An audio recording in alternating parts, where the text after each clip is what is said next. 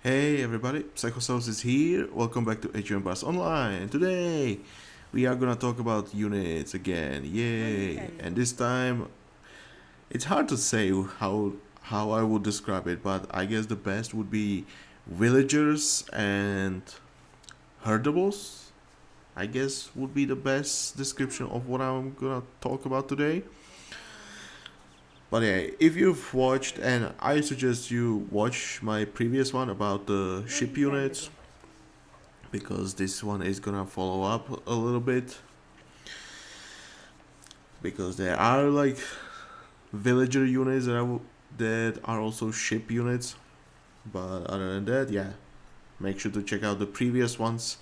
There's been a number of those, and I think I'll be talking about some things that so you might want to learn from the previous, so you know what I'm talking about. Anyway, villager units. So there's many of those, and there's a lot of things they can do.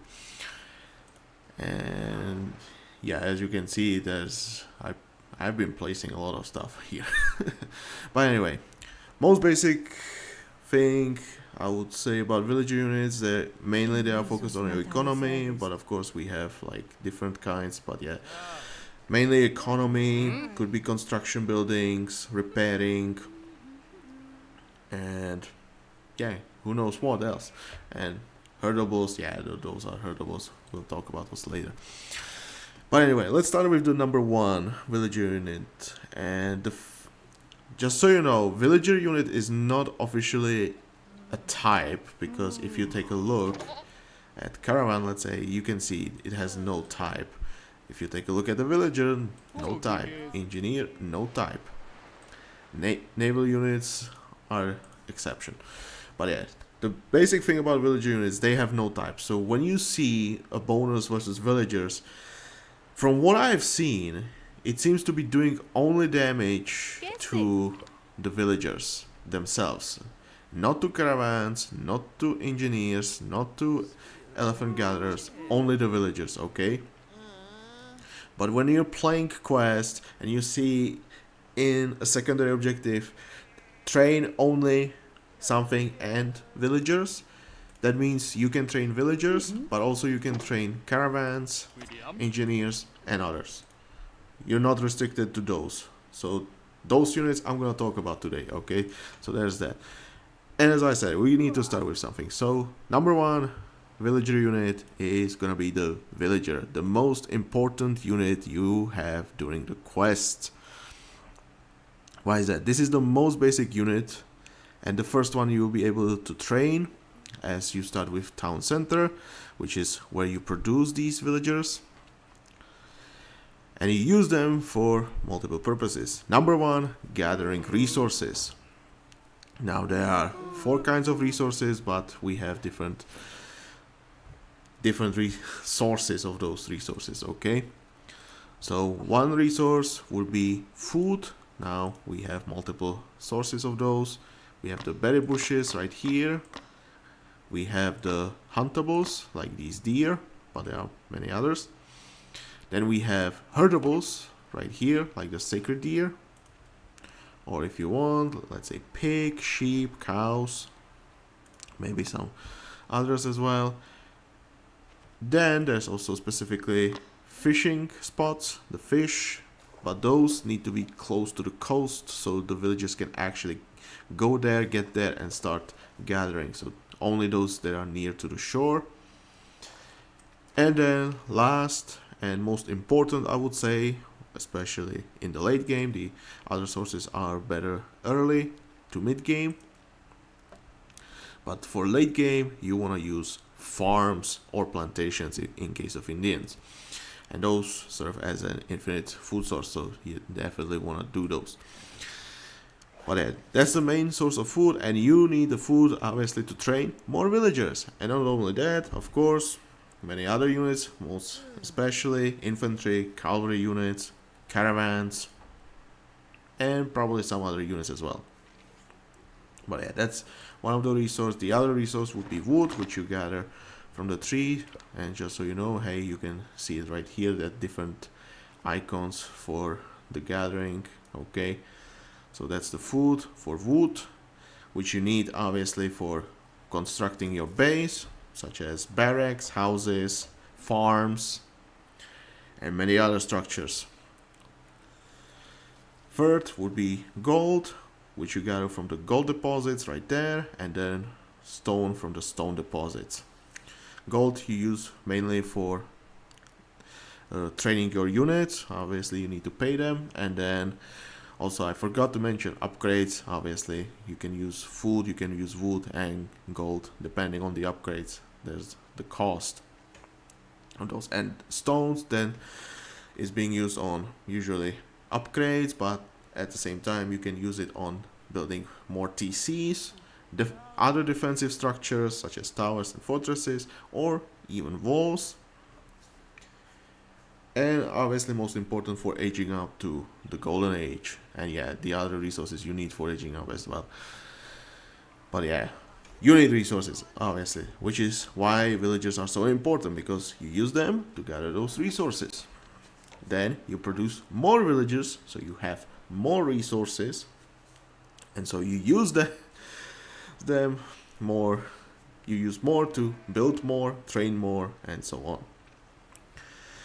But yeah, as you can see, every civ gets one villager. You get the male and female version of the villager. There is no difference between them except of like the voices and animations, but they are basically the same unit, okay? That's all there is to it. They are the same unit, okay? No difference here. But anyway, what can you do other than gathering? Of course, you can build your base. You need to build structures, and for that you need your villagers. So that's their second ability. They can build structures. Basically most of them, but there could be some exceptions. Like for example, the Roman engineer is the only unit that can build the Roman Milarium. That's the only exception. Villagers cannot build those in case of Romans, so there's that. And other than that, yes, you can use them to repair your structures. So just so you know, I have one damaged here, so you can see the icon of repair, so you can send them to repair structures if you need to. Of course, you can use them to attack. Now there is one interesting thing about villagers, because they actually have multiple kinds, or I would say multiple attacks, okay? First one is being used against Herdables, just so I'm gonna show it to you, which is using their ranged attack, basically them throwing a spear or javelin, whatever. And they use those to hunt the Herdables, okay?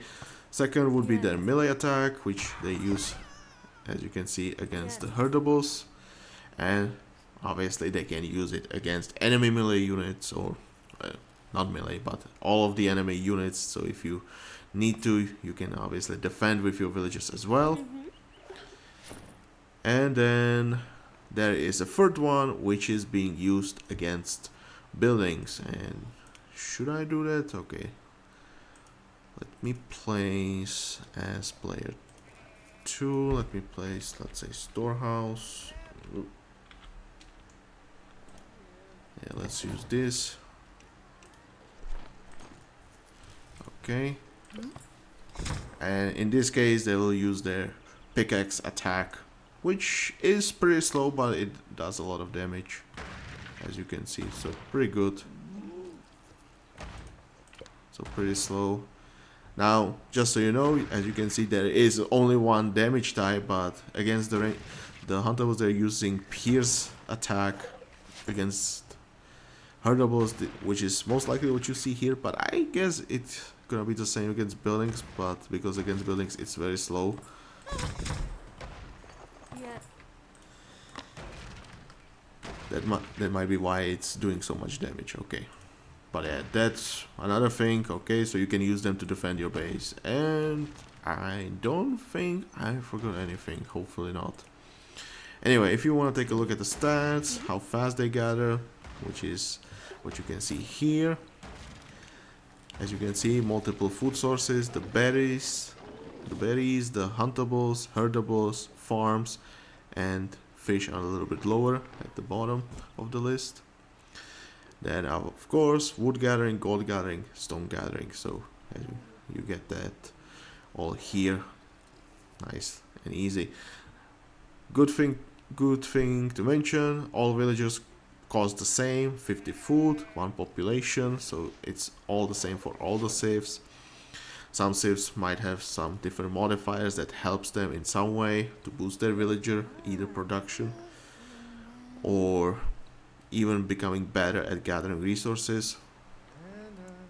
And yeah, good thing to mention, pierce armor, so they are a little bit more resistant to pierce damage, so enemy ranged units are not so dangerous to villagers, but I would say it's just so you don't lose too many villagers to ranged units. They will still die to ranged units, okay, except maybe no skirmisher, but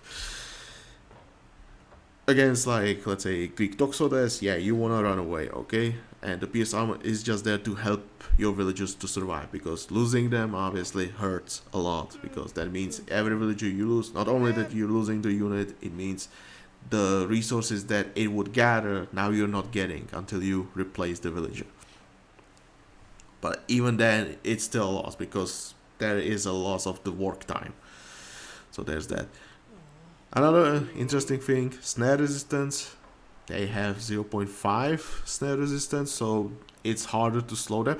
They'll still get slowed down, but it's not as efficient as against the other military units, such as cavalry, for example. So when you have spearmen attacking cavalry, yeah, it will slow down heavily, but when you use spearmen against villagers, they'll still get slowed down, but it's not that huge slowdown, okay? It's only half as efficient, so there's that. And also movement speed, every villager is moving at the base speed of 6. There is an upgrade that can increase the movement speed, and also it's not shown here, but there is also carry capacity stat, which is for all the resources the same, and that is, it starts at 10, okay, but when you get gear on them or get them upgrades, it can go beyond that as well.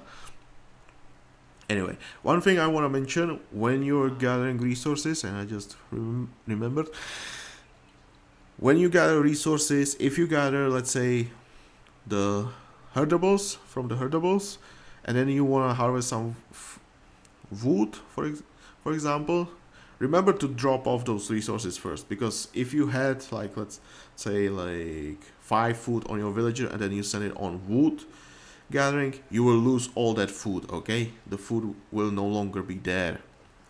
You lose it, and from now on the villager is gathering wood. And if you switch from the wood back to food and the villager is gathering some wood, you will lose the wood once it starts gathering, okay? Just so you know, you should remember that. Make sure to drop off those resources so you don't waste those.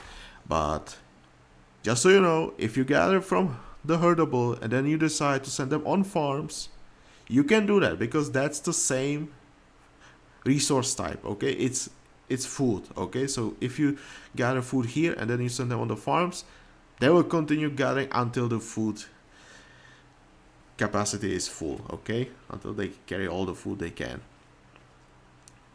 And so you're not losing the food from the herdables, okay? So just so you remember, okay? You can switch between different food sources, but you cannot switch from different resource types, okay? Just so you know. And I hope I did not forget anything. I guess basic villager train time is 15 seconds. There is one exception, of course. That is the Egyptian one.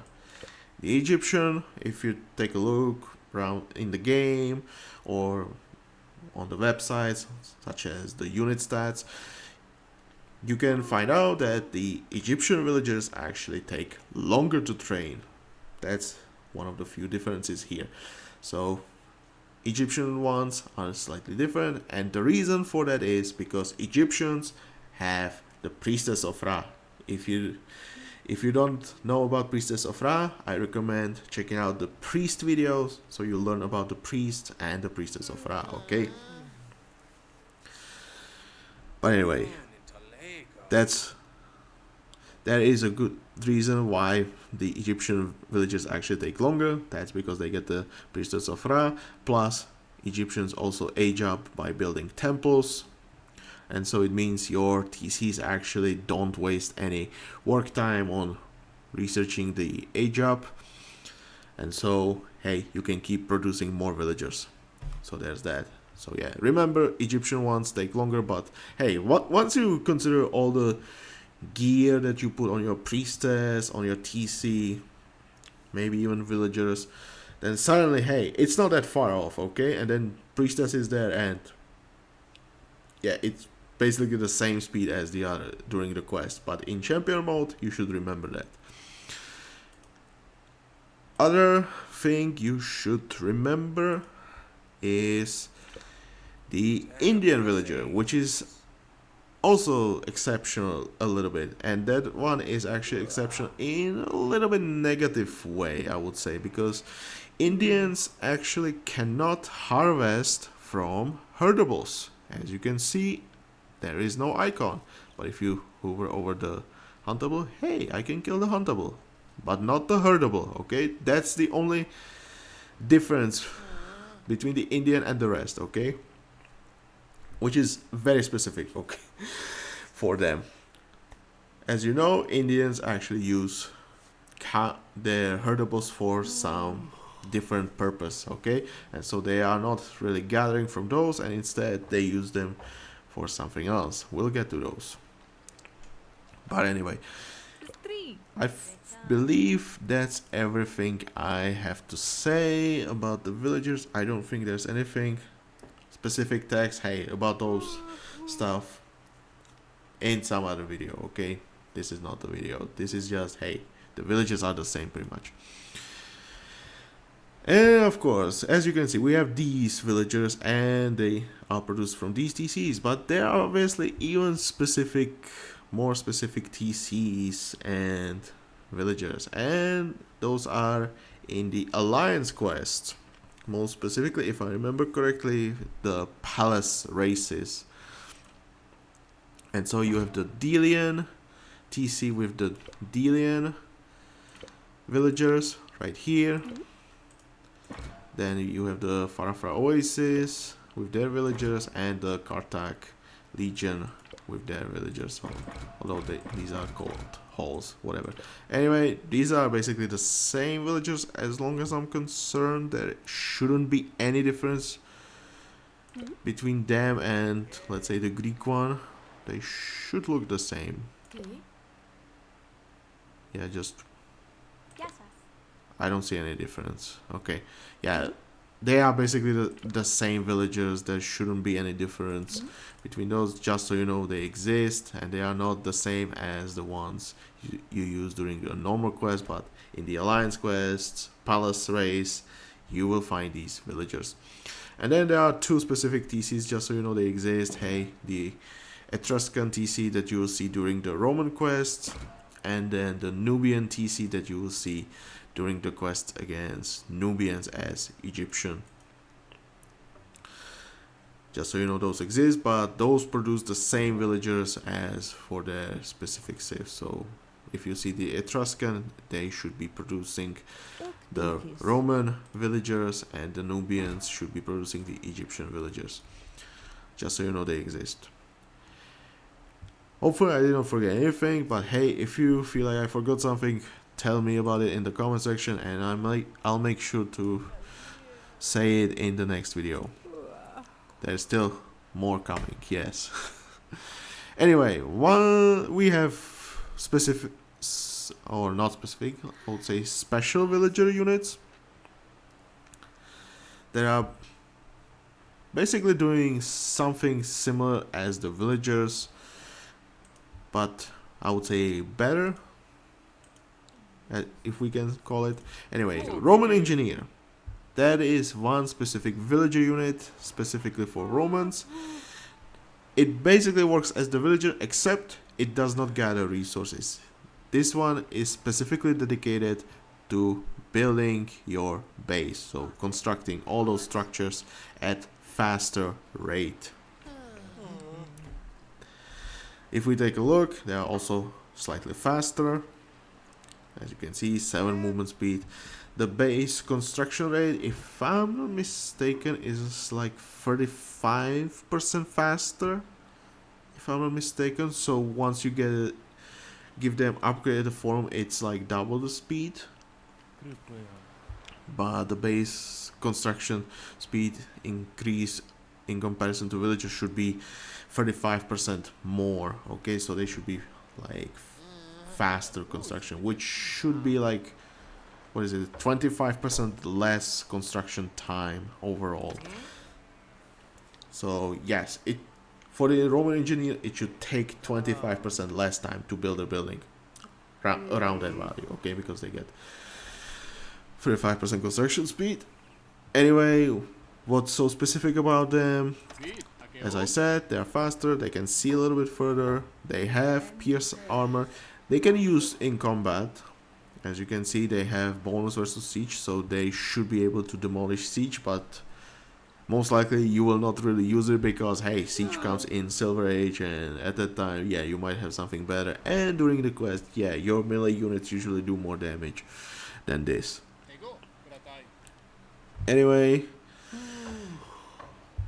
I don't know why they have the lower bonus against villagers. There was some change that happened with the scouts as well for some reason. Don't ask me, maybe because they are stronger than villagers, who knows. But whatever, you can see same damage as the villager, slightly more health, but also more expensive. Usually you should be fine with 1 or maybe 2 engineers running around your base, as long as you have the resources. But yeah, usually I take like 1 engineer, and in case I need to build something real fast, then I'll also pull some villagers if I need to. But anyway, yes, these are dedicated to constructing the buildings, faster construction. Good thing to mention, they cannot build farms. That's the thing about them. They cannot build farms because why would they? They cannot gather resources from those, so it's pointless for them. Instead, they can build milariums, which we'll talk about those some other time. But yeah, it's very specific structure for the Romans that it buffs the villager, or not villager, sorry, nearby military units movement speed. Anyway, I guess there's nothing else to say about engineer. They built dedicated to construction speed. Oh, sorry. Excuse me. They are dedicated to constructing your base. They do it at much faster pace than your normal villager. They cannot build farms. Instead, they build milariums. And there's that. Yeah, I think there's nothing else needed to say. Only for Romans, or if you convert it, maybe for your let's say Greeks, if you manage to convert one. But anyway, that's enough about the engineer. There's another one, and I want to try to keep these shorter a little bit. I swear this one is gonna be another 50 minutes. I swear. We are barely there. Okay, anyway, Indians get 1 specific villager unit, that's Gatherer Elephant. As the name suggests, these are specifically dedicated for gathering resources. They cannot construct buildings like the villagers, so you could say they are like the complete opposite of the engineer. Instead of constructing the base, you actually gather resources faster, and they do it really well. Although they are a little bit more expensive, they gather resources more than twice as fast if you compare it to, let's say, Persian villager. The berry bushes are 0.9. If you take a look at the Gatherer Elephant, it's at 2.0. So they gather resources faster. If I'm not mistaken, they also train a little bit faster than 2 villagers. But hey, if you train 2 villagers, that 1 villager is already working halfway through, so yeah, a little bit of trade-off. But once you get the Gatherer Elephant, hey, it will gather a lot faster than your typical villager. So definitely you want to get those. As you can see, 2.3 for wood gathering, which makes them like 15% faster at wood gathering. Same for gold, for stone, for fish. Generally, yes, they are much better at gathering. And same thing here, 0.30 pierce armor, snare resistance 0.50, a little bit better line of sight. Now, I don't know why it's better at 18 while villagers have only 12. Just so you know, it actually has effect. You might not think about it like, yeah, whatever. I might have watch posts with this 100 plus line of sight and it reveals everything. Line of sight for villager units actually has an effect. And I don't know how many times this could have happened to you during quests, but it happened to me already a couple times where the elephant gatherer actually went from, like, let's say I would be harvesting trees over here, and then I would place them right over there, or sorry, there would be trees over here. If the elephant gatherer would finish right there and the trees would be close enough, he would go there. But in case of villagers, the villagers would not go there because the trees might be too far away. And from what I have observed, this seems to be the effect of the line of sight, actually. Just because you see it does not mean those units see it as well, okay? So line of sight could have this effect. Now, obviously, this could be a little bit, how should I say it, problematic during the quest. Because, hey, you might have a wall here and you're using the trees as a natural wall, and suddenly, hey, those elephant gatherers are gathering there and breaking your wall. That can happen. And it happened to me, and I was like, oh my god, why did it happen to me?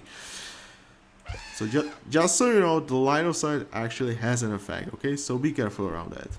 Anyway, elephant gatherers obviously can attack huntables and units as well. Their damage is much higher than a villager, like 25 base melee infantry damage. Like, that's a lot of damage. Now, if I'm not mistaken, they don't have the ranged attack like the villagers. Instead, they just go into the melee fight. They have 250 health, so that should help them survive. And with that huge damage, yeah, that shouldn't be a problem for them to kill some huntables. So yeah, that shouldn't be too bad for them. And I hope I did not forget anything. Yeah, so just so you know, remember, elephant gatherers, like these elephants with a basket on their back, and I forgot to mention about the others. Yeah, get to those in a moment. But yeah, elephant with a basket, that's an elephant gatherer dedicated for gathering resources. You might want to kill those because they are somewhat expensive, and since they are very good at gathering, you want to sabotage your enemy's economy, especially in PvP, okay? So yeah, make sure to kill those and make sure to protect yours.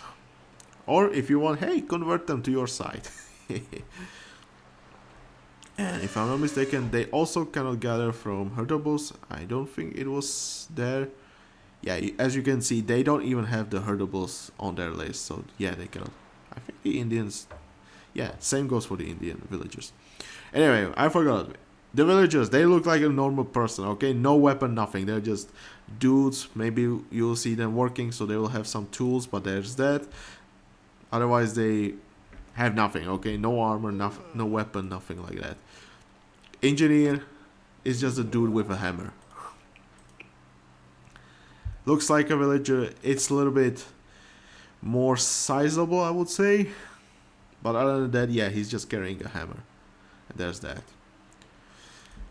Anyway, that's all from those. I want to mention one more special villager unit, and that's the Babylonian Ox Cart. Now, I'll just talk about this briefly. Ox Cart serves as a storehouse. What is storehouse? We'll get to those in some other video. But basically, it serves as a drop-off site. The advantage of the Ox Cart is that it's mobile. You can actually move it, and the villagers will drop off those resources there at the Ox Cart, instead of like running all the way back to your TC or non-existent storehouse, since if you're playing as Babylonian you won't have access to storehouse. So that's the main purpose. Obviously you can also research gathering upgrades here for the villagers, but as that, just so you know, they exist. They are somewhat expensive, but when you consider it, you will not be able, or not able, you will not need to rebuild the storehouses. So because you have one ox cart, it's moving, you won't have to rebuild storehouses as you, let's say, gathering through the tree line, and so you will be always as efficient as is possible when playing as Babylonian. And so, hey, you will save resources because you don't need to rebuild those storehouses. So in the long run, yes, you will save resources.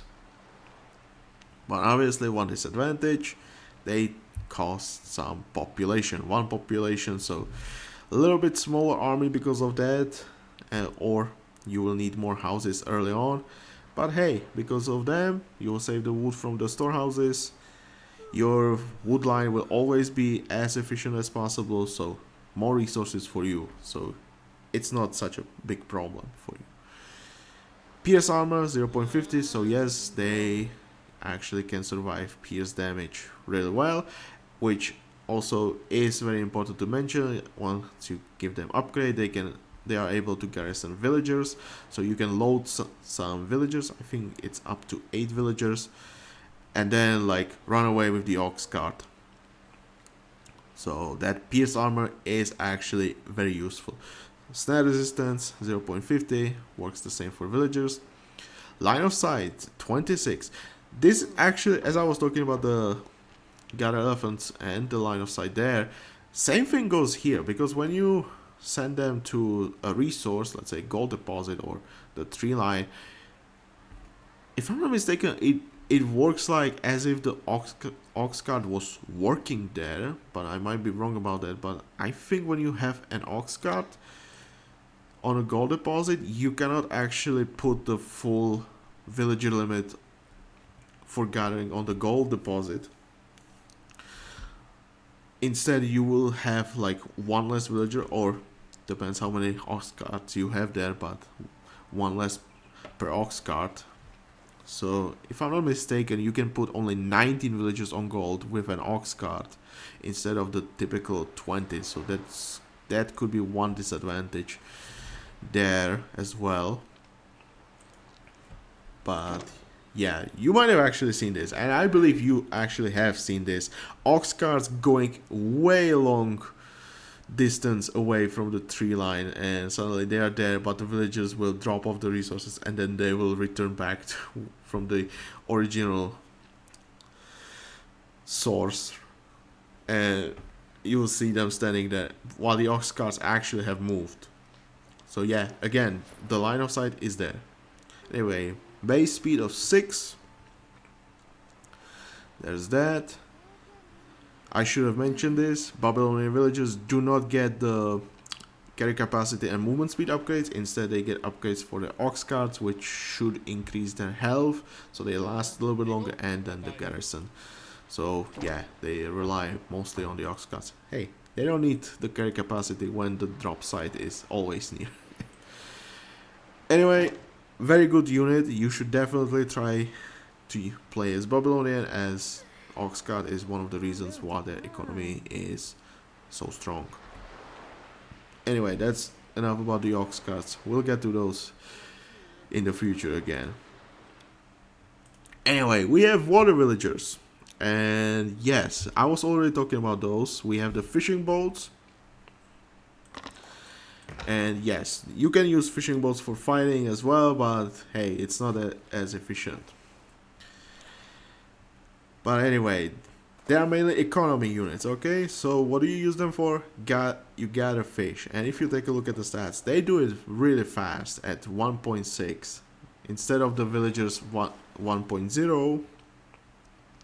So they are 60% faster. And because the fish are usually in the water, you can go after the fish that are more deeper into the water, okay? So you don't have to rely on the fish being near the coast, but instead, hey, you can go into the water and gather fish there with the fishing boats.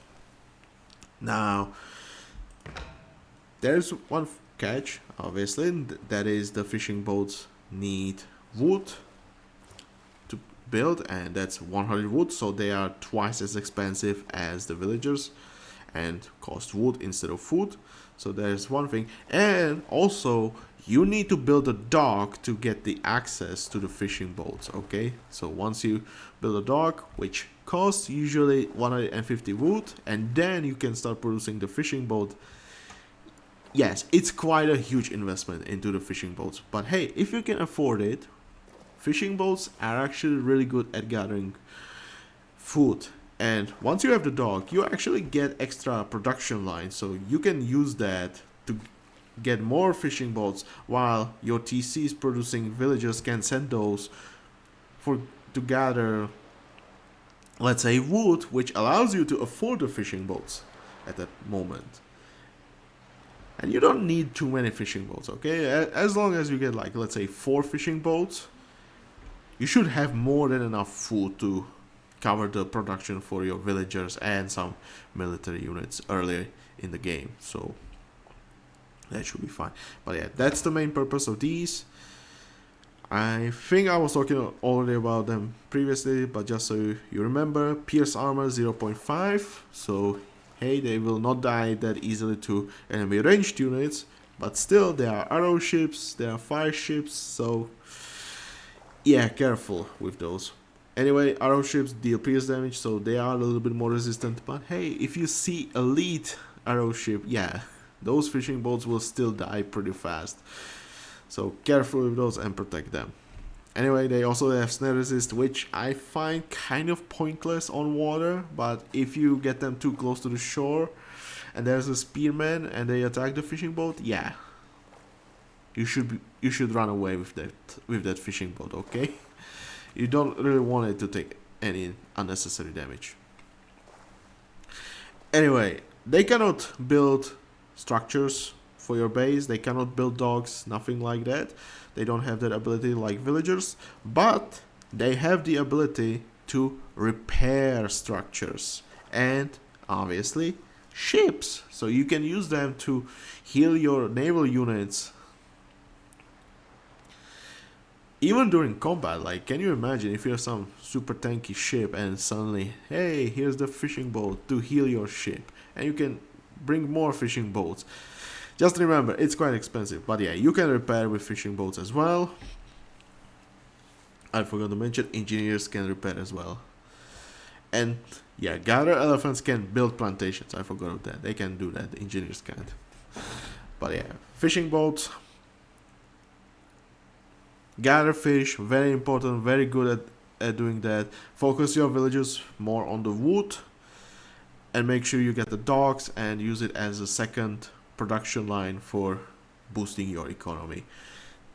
That's how I'm gonna say it. Remember, you can always repair ships and structures, most likely docks, with your fishing boats. Okay, you don't really want ships putting them near the coast, so and then repair them one after the other with your villagers. Like, goddamn, you would have to keep switching around the units, and yeah, that would be annoying. Use the fishing boats.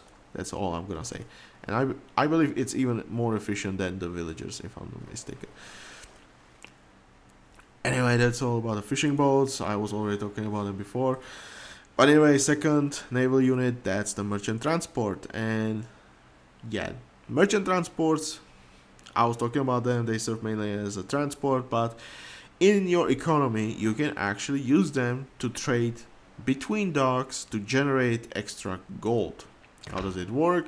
You should check out my market video. I was explaining there how it works, how exactly the math works there. But anyway, just for simple purposes, you click on a dock, as you can see, coins icon nicely piling up. So you send it there, and then it will find the furthest dock. If I'm not mistaken, it should be the furthest dock away, and then start trading between those two docks, the target and the dock furthest away. Obviously, you can use the dock, set the rally point to the other dock, and once you finish producing the merchant transport, the transport will go there and start trading with that dock. So that works as well. Anyway, merchant transports, great for generating gold, especially on water. Especially if you don't have access to caravans. For example, the quest forbids it for the secondary objective. You should remember to use merchant transports if you have the water, okay? If you don't have the water, then yeah, you're relying on market trading resources and gold gathering from the gold deposits. But if you have the water, you can use the merchant transports. Always remember, if there's a water in the quest and you cannot train caravans, go for transports. They are very good at generating their gold. Anyway, I don't think there's anything else needed to say. One special thing about the merchant transports, and I think I was talking about it before, but just so you remember, villager units are not affected by armory upgrades, okay? When you have the armory, you research the text there. They will not affect your villagers. They will not affect the villager. They will not affect the engineer, although the engineer could have been affected a little bit, to be honest. But it will not affect the engineer. It will not affect the elephant gatherer, nor the ox cart, nor the fishing boats, but it will do affect the merchant transports. Don't ask me why the merchant transports get such a privilege. It kind of makes sense, hey, because you need to send your transports near the enemy units or defensive structures, whatever, to drop off the units when transporting. So it would make sense there. But yeah, there are still economy units. It's very specific situation here, but yeah, they are the only ones. Anyway, I hope I did not forget anything, but yeah, I was talking about them before, so should be everything. But hey, if I forget something, remember to remind me in the comment section. I hope I did not forget anything. Anyway, last villager unit for your economy, caravan. Every civ gets one, just like also the fishing boats and transports, every civ gets one.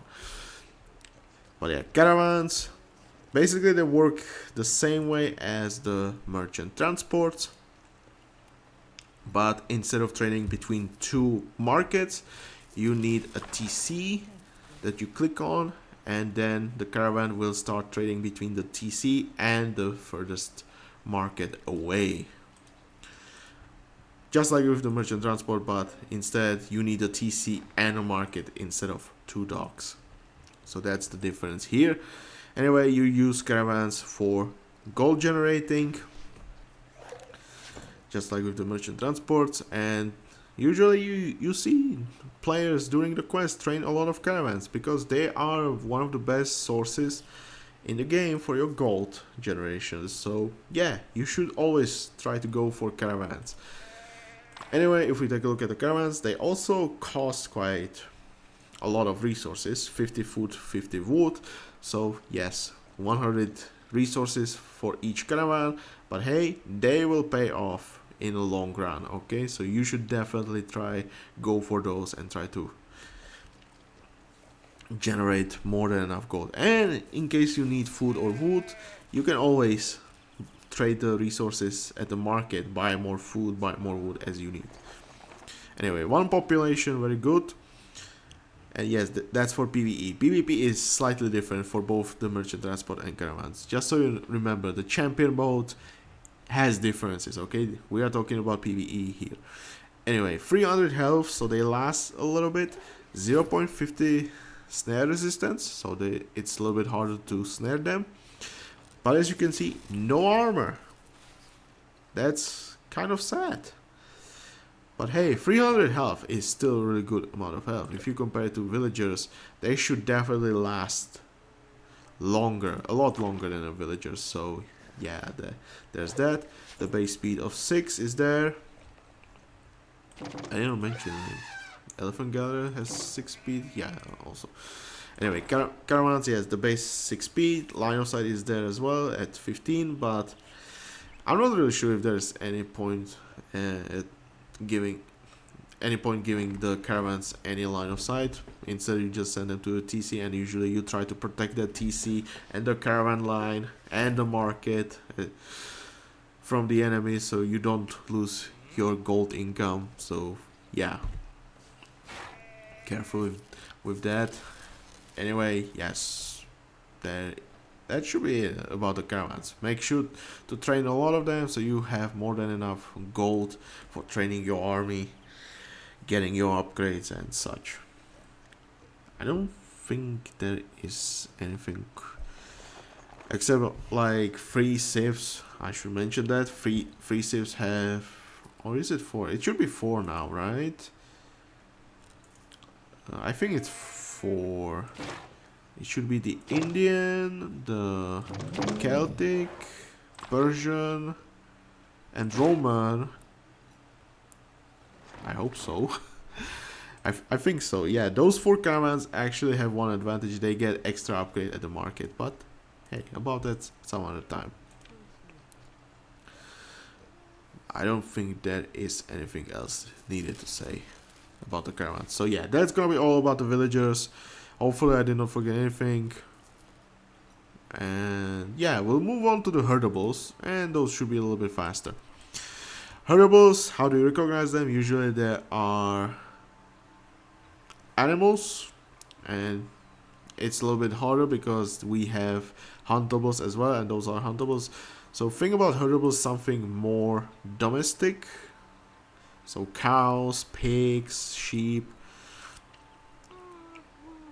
goats. Yeah, I hope I didn't forget to add anything, because those are like the only herdables that came to my mind. But anyway, usually you find herdables in the open world, okay? So pigs, sheep, cow, goats.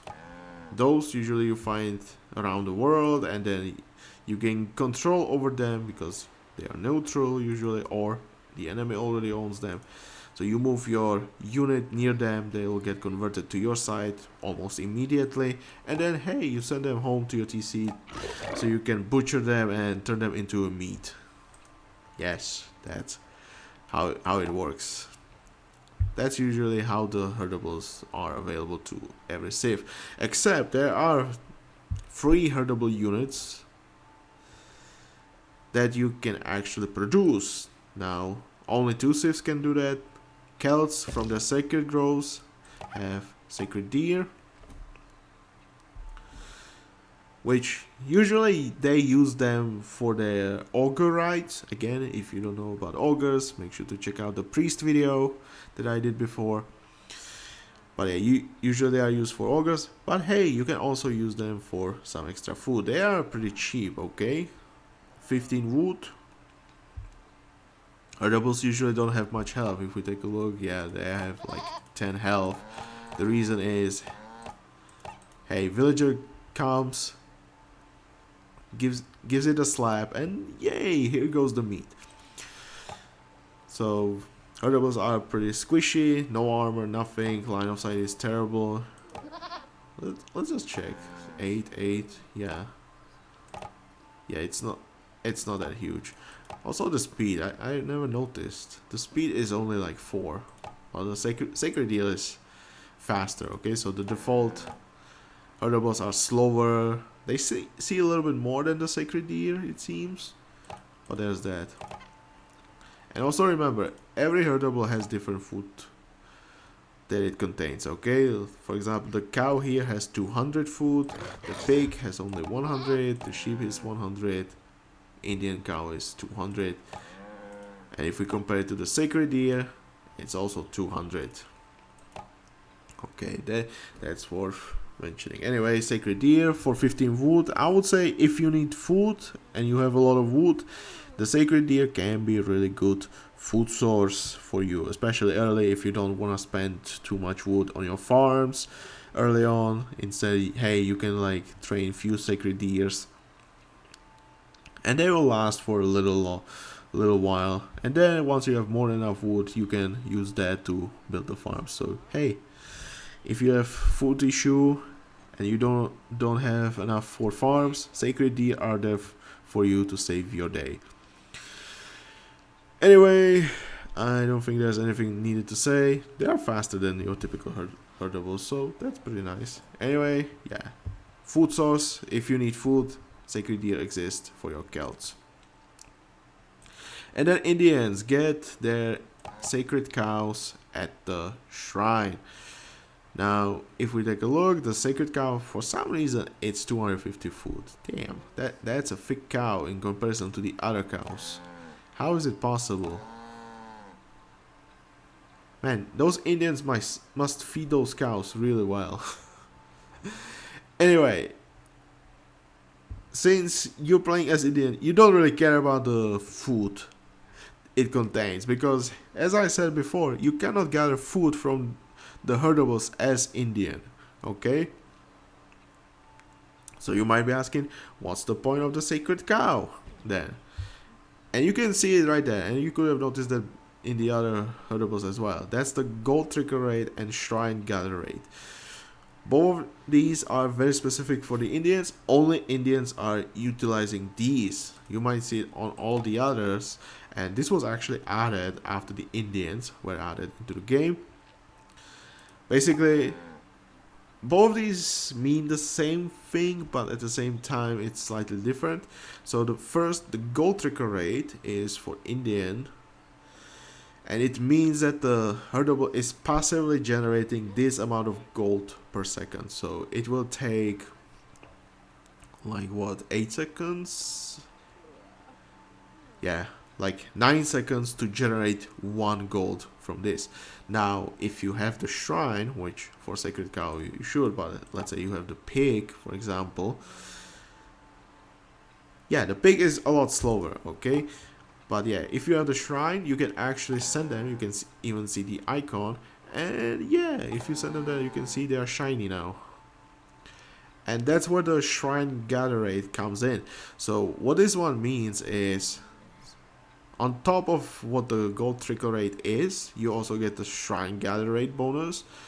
And what it does is, again, you're passively generating extra gold. So